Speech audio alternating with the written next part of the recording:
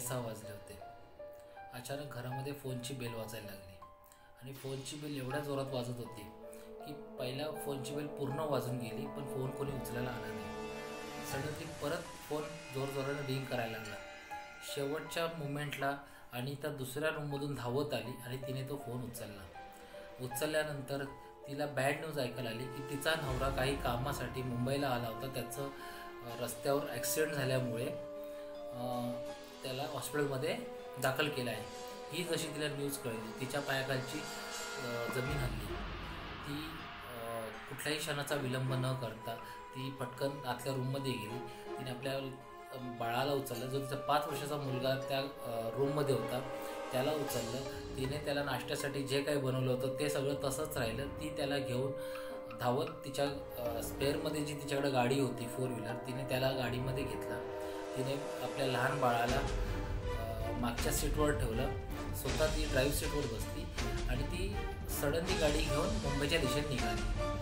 आता ती मुंबईच्या दिशेत निघाली असताना नाशिक रोडवरून येत असताना तिला आळेफाट्याला पोचेपर्यंत जवळजवळ 9 वाजून गेले होते.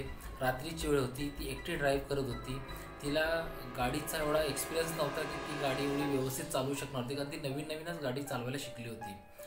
ती घाबरलीसुद्धा होती, कारण तिच्या नवऱ्याचं ॲक्सिडेंट मुंबईमध्ये झालं होतं आणि ती त्या विचाराच्या पलीकडे होती.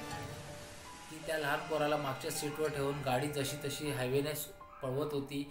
गाडीचा स्पीडसुद्धा तिच्या जास्त होता आणि जशी ती 9-9:30च्या दरम्यान माळशेज घाटमध्ये आली, तिला घाटाचा किंवा घाटात गाडी चालवण्याची तिला ही नव्हती, पद्धत माहिती नव्हती की कोणत्या स्पीडला गाडी चालवायची आहे, घाट सेक्शन कसा पास करायचा आहे. ती फक्त जोरात गाडी पळवत होती. तिला लवकरात लवकर मुंबई गाठायची होती आणि सडनली एका टर्निंग पॉईंटवर तिच्या गाडीचा ताबा तिच्याकडून सुटला आणि तिची गाडी खोल दरीमध्ये निघून गेली. तर दरीतच पडली. म्हणजे तिच्या गाडीचा ॲक्सिडेंट झालं, ते पण तिच्या गाडीचा ताबा सुटल्यामुळे. आता परिणाम काय झाला, त्याच मुमेंटला म्हणजे हे तिचं माळशेज घाटमध्ये ॲक्सिडेंट झालं. आता नाशिकवरून दुसरी गाडी, जो रामदास म्हणून जो होता त्याचं काही मुंबईच्या दिशेने काम होतं पण तो निघाला होता. आता तो येत असताना, मुंबईहून येत असताना जसा तोही माळशेज घाटला पोचला, रात्रीचे 12 वाजले होते. माळशेज घाटला पोचल्यानंतर त्याला एक बाई रस्त्याच्या किनारी उभी होती, जिचे डोक्याला मार लागला होता. रक्ताचा पूर्ण सडा वाहत होता. तिच्या कपड्यावर रक्त झालं होतं आणि रामदाससुद्धा एवढा एक्सपिरियन्समध्ये नव्हता. तो पण नवीनच गाडी चालवायला शिकला होता. त्याला रस्त्याची एवढी माहिती नव्हती, पण तो व्यवस्थित चालला होता. तो जास्त गाडी पळवत नव्हता. तो 40-45च्या स्पीडने तो घाट पास करत होता. पण जसं त्याने त्या लेडीजला बघितलं, जिच्या डोक्याला मार लागला आहे, रक्ताचा सडा वाहतोय, रक्त पुन्हा तिच्या अंगावर पडलं आहे, तिच्या साडीवर रक्त पडलेलं आहे, तर त्याने घाबरून गाडी थांबवली. त्याने तिला विचारलं, तिची विचारपूस केली की बाई काय झालं तुम्हाला, म्हणजे तुम्ही कसं एवढ्या घाटामध्ये एवढ्या रात्रीचं काळोखात तुम्ही कसं काय इथं, काय झालं आहे. तर तिने सांगितलं की माझं असं ॲक्सिडेंट झालं आहे आणि माझं बाळ त्या गाडीत आहे, तर तुम्ही मला प्लीज मदत कराल का, तुम्ही मला मदत करा, माझ्या बाळाला हे करून घ्या. त्याने एकाही क्षणाचा विलंब न करताच त्या स्त्रीला गाडीमध्ये बसवलं. गाडीमध्ये बसवून तो त्या लोकेशनपर्यंत पोहोचेपर्यंत तो त्या बाईशी बोलत होता की कसं झालं, तुम्ही काय असं एवढ्या स्पीडमध्ये होता का, गाडी कोण चालवत होतं, त्याची चौकशी चालू होती. तुम्हाला डॉक्टरकडे नेऊ का, हॉस्पिटलमध्ये तुम्हाला ॲडमिट करू का. पण ती एकाही शब्दाचा विषय हे नव्हता झाला. फक्त ती त्याला एवढंच बोलत होती की माझं बाळ रडते, माझ्या बाळाला भूक लागली आहे, मला त्याला भरवायचं आहे आणि त्याला मला त्या गाडीतनं काढून द्या. ती बाकी कुठल्याही त्याच्या विषयाशी त्याशी बोलत नव्हती. आता त्या स्पॉटला पोहोचेपर्यंत त्याला 15 मिनटं लागली. घाटाच्या एकदम वरच्या लेवलला होती गाडी. तिथे पोचल्यानंतर तो त्याला गाडी थांबवली. लेडीज गाडीमध्ये बसली होती. तो बोलला तुम्ही थांबा, मी बघतो म्हणून. पण काळोखात त्याला काही दिसत नव्हतं. तो तिथे धावत गेला. त्याने बघितलं त्याला काहीच दिसलं नाही. त्याने मोबाईलची टॉर्च लावून बघितलं, त्याला काही दिसलं नाही. परत तो धावत आला. गाडीमध्ये लेडीज बसली होती. त्याने गाडीतून त्याची बॅटरी काढली. बॅटरी जाऊन त्याने चेक केली की गाडी जास्त खोल दरीत पडली आहे की गाडीला जास्तच आहे की आपण काढू शकतो किंवा काही नाही, म्हणून त्याने मारले. पण त्याला काही असं काही म्हणजे पुरावा दिसला नाही की तिथं गाडीचं ॲक्सिडेंट झाले किंवा काय झाले. परिणामी तो परत गाडीच्या बोनेटपर्यंत धावत आला आणि लेडीजला त्याने बघितलं. म्हणजे दोघांचे नजरेला नजर भिडली आणि नजरेला नजर भिडल्यानंतर त्या लेडीजने ना त्याला एक क्रिपी स्माईल दिली. क्रिपी स्माईल म्हणजे जसं काय घडलंच नाही आणि ती फक्त तिने त्याला फसवलं आहे अशी तिने तिला स्माईल दिली. आणि तो फक्त बघत राहिला आणि त्याच्या नजरेसमोर ती गाडीतनं गायब झाली. त्याचे हातपाय हलायला लागले, त्याला थरथरला, म्हणजे त्याला एकदम घाबरून गेला, थरथरायला लागला तो. त्याला काही समजेन असं झालं आणि तो अचानक खाली जमिनीवर आदळला. जेव्हा त्याचे डोळे उघडले तर तो एका हॉस्पिटलमध्ये होता. आळेफाट्याच्या हॉस्पिटल त्याला दाखल केलं होतं. कारण जेव्हा तो होशवर आला तर त्या इन्सिडेंटनंतर 2 दिवसांनी त्याला होश आला होता. त्याची फॅमिलीचे मेंबर तिथे होते, त्याचे मित्र वगैरे होते, पोलीस पण पंचनामा करून गेले होते. त्याच्यानंतर मग तो त्याच्या मित्राला बोलला की अरे असं असं झालं, मी घाट सेक्शनला होतो, मला मुंबईला पोचायचं होतं, माझा मुंबईमध्ये इंटरव्ह्यू होता म्हणून मी रात्रीचाच ट्रॅव्हल करतो, कारण मला सकाळी लवकर ऑफिसमध्ये इंटरव्ह्यूला पोचायचं होतं. पण मला रस्त्यामध्ये ती बाई दिसली, तिच्या डोक्याला मार लागला होता, सगळं रक्त तिच्या अंगावर पडलं होतं. मी घाबरून गाडी थांबवली, मी तिची चौकशी केली तर तिने सांगितलं की तिचा 5 वर्षाचा पोरगा त्या गाडीमध्ये आणि त्याला भूक लागली. मी तिला बाकी सगळं विचारत होतो पण ती फक्त तेवढंच सांगत होती. तर मी घाबरून, शेवटी आई आहे, मुलासाठी ती खूप काळजी करते म्हणून मी तिला काही ना 1-2 विचार करता मी त्या लोकेशनला पोचलो. त्याच्यानंतर मी उतरलो, ती गाडीत बसून होती. मी जाऊन सगळं चेक केलं, मला काहीच दिसलं नाही की गाडीचा ॲक्सिडेंट झाला आहे किंवा काही नाही. पण जेव्हा मी तिच्याकडे वळून बघितलं परत तर ती फक्त तिने माझ्याकडे हसली आणि माझ्या नजरेसमोर ती गायब झाली. हे बघून मी तिथं बेशुद्ध पडलो आणि आज मी उठतोय, मला हे पण नाही माहिती की आज किती दिवस झाले मी हॉस्पिटलमध्ये. तेव्हा मित्रांनी त्याला सांगितलं की 2 दिवस झाले तू हॉस्पिटलमध्ये ॲडमिट आहे, तुला आज होश आला आहे.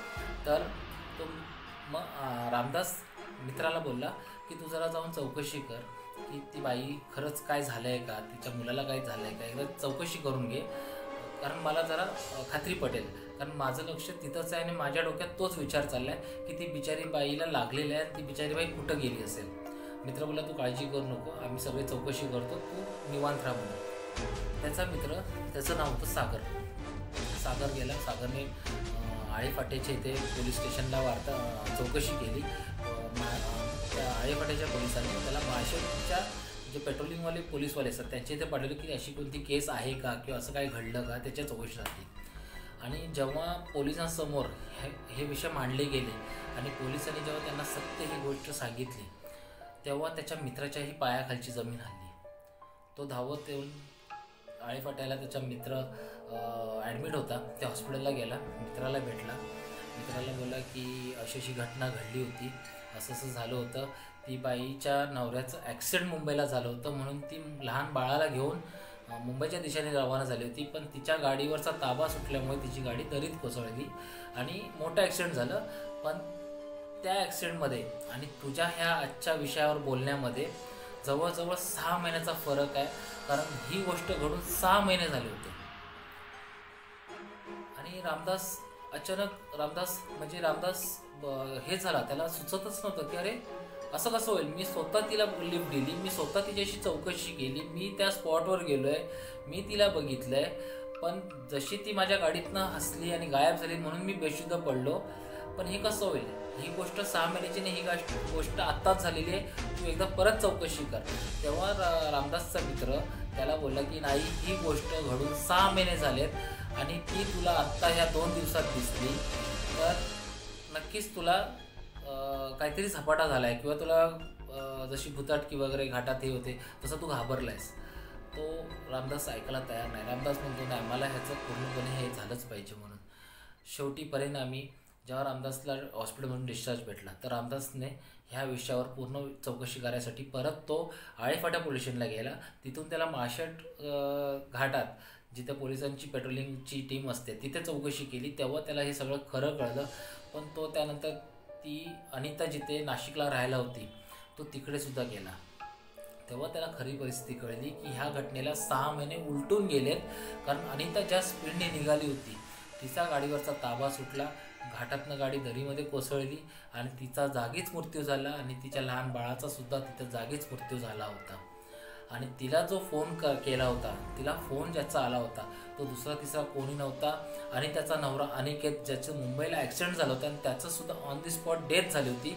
पण त्याची जी प्रेम किंवा मुलासाठी जी वेडी माया होती त्याच्यावर त्याने फोन करून त्याने अनिताला बोलवायसाठी घेतलं होतं की मला माझ्या फॅमिलीकडे जायचं आहे आणि त्यानेच फोन करून आणि त्याला मुंबईकडे बोलवून घेतलं होतं आणि ही घटना घडली होती. परिणामी ही फॅमिली का ॲक्सिडेंटच्यामुळे म्हणजे अनिकेत मुंबईमध्ये ॲक्सिडेंटमध्ये मारला गेला, त्याचा जागीच मृत्यू झाला आणि अनिताचा आणि अनिताच्या बाळाचा घाटामध्ये मृत्यू झाला आणि ह्या फॅमिलीचा तिथं एंड झाला. पण ह्याचं सगळं रामदासच्या डोक्यावर एवढा परिणाम झाला की 6 महिने रामदास त्या टेन्शनमध्ये होता. रामदास खूप डिप्रेस झाला होता, त्याला ट्रीटमेंट चालू होती आणि ह्या अशा घटना वारंवार घाट सेक्शनमध्ये कोणत्याही घाट असू देत, ही एक तुम्हाला फक्त मी माळशेज घाटाची गोष्ट सांगितली, पण अशा बहुतेक घटना घडत असतात. तर तुम्ही जे मित्रमंडळी कोणी तुम्हाला जसं वाटत असेल की आपण घाटामध्ये एखाद्याला लिफ्ट देऊ किंवा आपण एखाद्याची म्हणजे जशी तिला गरज होती म्हणून आपण तिला लिफ्ट देऊन तिला मदत करू, तर मित्रांनो असं कधीच करू नका. तुम्हाला जर मदतच करायची असेल तर तुम्ही तिकडून पोलिसांना संपर्क करा आणि त्यांना तिथं हे करा, तुम्ही स्वतःहून जाऊ नका, कारण अशा घटना बहुतेक घाट सेक्शनमध्ये घडतात. ही आजची गोष्ट होती जी माळशेज घाटाविषयी होती. अशा बहुतेक भरपूर गोष्टी आहेत ज्या मी तुमच्यापर्यंत घेऊन येईन. तर आजचा जी आपली हॉरर स्टोरी होती ती आज संपते. तर मी तुमची रजा घेतो. बाय.